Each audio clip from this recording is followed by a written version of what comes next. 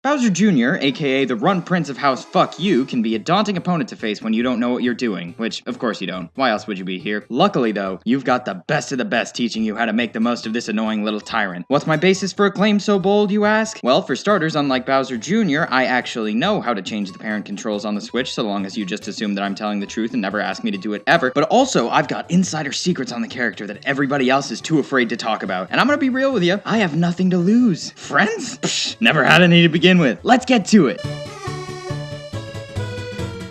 For you devoted fans, you know that this is usually the part where I do some funny little observation on what skin you should pick to make it look like you know what you're doing. Make a little bit out of it, say one skin is optimal because it's red, like Red October in Russia, and the creator of Tetris is Russian, and that's why you should choose the red Tetris piece outfit, haha, funny joke, man. Well, not today! You remember those insider secrets I was promising? Well, the devil is in the details, my friend, because today we're gonna be taking a deep dive into a concept I like to refer to as the 7 deadly skins, which will of course show you which outfit you should select based on which one best aligns with your personality for all you hippies in the crowd who are into that astrology bullshit, but it will also teach you how to wreak havoc as this impish clown car crusading cretin. So, without further ado, I bring you skin number 1. Never underestimate the power of jealousy and the power of envy to destroy. Never underestimate that. I've always really liked this quote, which comes from legendary writer and filmmaker Larry Koopa. This little Kermuffin is the youngest of the Koopalings and is geared towards those of us who are incredibly ambitious, not at all patient enough to wait for our turn with the Koopa cart, and completely willing to use underhanded tactics to get what we want. Anyway, I find that quote so fitting for this situation because, no offense, you're probably laughably bad at this game. And that's just objectively speaking, so you can't get mad at me because it's based on fact. However, your lack of even the most basic skills doesn't mean that you're completely screwed, because there is nothing more aggravating to somebody who knows that they are outright better than you than having your cocky ass come in and say how you're gonna kick their dick off. What makes this envy is the fact that in reality, you're actually saying all of this because you know they're better and you're just 100% trying to compensate. So long as they don't know that though, you can use that fake confidence to get in their head and mess up their gameplay, which is a skill I cannot impress the importance of upon you enough. Do you ever just think, man, video games would be so much more fun if I could just sit down and mindlessly push like 2 buttons and then I'd win? Well, first off, I'm not sure why in the hell you came to the conclusion that this was the game that would satisfy that desire, but honestly, that thought process, or I guess lack thereof, exemplifies everything that makes Lemmy such a deadly asset. After all, it's impossible to overthink things when you don't have the capability to form thoughts in the first place, and I mean that in the best way possible, because Lemmy's achievements have mostly been the product of him sitting back and letting his gadgets do the work for him, which is my way of saying you should take advantage of Bowser Jr.'s down special. This clickety-clackety-cutesy cluster munition attaches to your opponent should they run into it and immediately blows them up. It can screw with your opponent's ability to freely move around on the ground, and you can also pick it up and throw it right at them. However, be warned, your opponent can do that too, so watch out for that. She is beauty, she is grace, and yes, she'll burn rubber on your face, because there's nothing more alluring than a beautiful woman performing vehicular manslaughter. And Wendy is just a strong, independent, and temperamental woman for the job. Bowser Jr.'s side special has you put the pedal to the metal, and if you press the attack button while driving, you skid to a halt, which can hit your opponents. You can also jump to deactivate the move at any time, which makes this move a superb recovery option and leads to some great switch-up tactics for when your opponent starts reading into your strategy. So let the hit-and-run charges come as they may, baby! My god, just look at this man. He exudes excellence. The glasses, the shell, even just the way he looks at you before he kidnaps your girlfriend and tries to force her into an arranged marriage with an anthropomorphic fat-ass dinosaur. It's all just so much. And that's why this is the best Roy the Smash Bros. Series has to offer. And Roy's advice to you? Hog the stage as often as possible, which in the context of this game refers to edgeguarding, which is really just a fancy term for making your opponent want to hurt you and everybody you love by not allowing them to recover, and is most definitely one of Bowser Jr.'s specialties. So start taking the spotlight for yourself and get that opponent off the stage by using moves like his throws, his aerials, and of course his projectiles, which leads me into my next point. Iggy Koopa was always one of my favorites growing up, probably because he was on a new Super Mario Bros. Poster I had as a kid and I wasn't that good at the game, so I never got past the first world, so I didn't usually remember what any of the Koopalings besides him and Larry looked like, but like I'm kind of older and cooler now, and so like I actually made it to World 3 one time when I was like 19, so that was pretty sick. Anyway, my morbidly average life aside, what makes Iggy so unique is his ability to be unpredictable, and especially when you have a character that leans so heavily on edgeguarding, you need to be kind of a wild card. The main way you'll want to do this is through his projectiles. I already discussed how you can throw his little build-a-bomb, so I won't go over that again, but he also has a neutral special that's great for edgeguarding. And I'm not saying spam, but also, you know, if it ain't broke, Sakurai's not gonna patch it, so there's no point in being sly about it. Take any advantage you can get. Some call it cheap, I call it inventive fuckery. However you're getting kills, it's working, and that's all that matters. Life's short, and some of us don't have time to worry about things like diets under 12,000 calories a day, using our words to solve our problems, or just being good people. And if that's how you feel, Morton Koopa is the man for you. He's bold, he's brash, and with those big buff boy biceps, he most certainly knows how to smash. Although Bowser Jr.'s main kill options come from edge guarding, if your opponent is hell-bent on staying on that stage, his smash attacks will not let you down. His side smash and up smash especially are useful because they hit you multiple times, with the final hit being the one that sends you flying. So usually if you can get your opponent caught in the first few hits, it traps them in the attack and you can land some mighty blows to finish your enemies. Ludwig is the oldest Koopaling, and he's basically that guy you went to school with who would always talk about how good his grades were and use words that he didn't know the meaning of in order to sound smarter. So what quality does this turtle-headed douche canoe possess that would improve your gameplay? Simple, the incapability to admit fault. How does this translate to the game, you ask? Well, it means if you lost, you can never let it be because you suck. It's always because your controller feels different than the one you're used to, or because the temperature is a couple degrees cooler than you'd like, or because Venus is in retrograde, and that always throws you off your game. Kick, scream, bitch, complain, do whatever you need to get that rematch, and as soon as you get a win, get up, spit in their nearest drink, and quit while you're ahead. Walk home with your middle fingers held up high, because that's a mission accomplished, bud. You did well. And that's the last of them. If you didn't feel like you were really vibing with any of those characters, I guess you can just play as Bowser Jr. You know, if you're also a fan of being the product of shitty sex and a broken condom, but I mean, that's fine. No judgment here. None at all.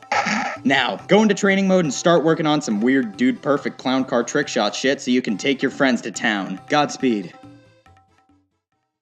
Thank you for watching, guys. As usual, if you're feeling masochistic and want to see more of this stuff, subscribe so my videos pop up in your feed every Monday when they go up. Follow me on Twitter and tell me which Koopa Kid is your favorite or some shit like that so that I can remember what human contact feels like again. Anyway, until next time, buddy boy.